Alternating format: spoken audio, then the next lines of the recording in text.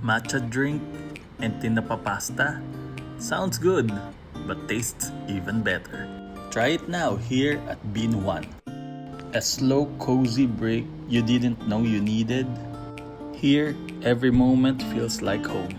With their Filipino-inspired comfort food, good coffee, and just chill tambayan vibes.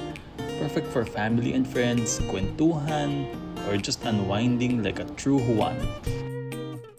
Located at Milaverde Subdivision in Tuktukan, Giginto, Bulacan, we've heard great things about this place and finally, nakapunta na rin ang buong family. They have a selection of rice meals and ang pinaka nagustuhan ko talaga yung kanilang mga pasta dishes like this.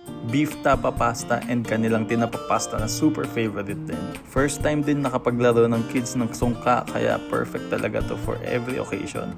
Tara na, let's eat at Bean Juan.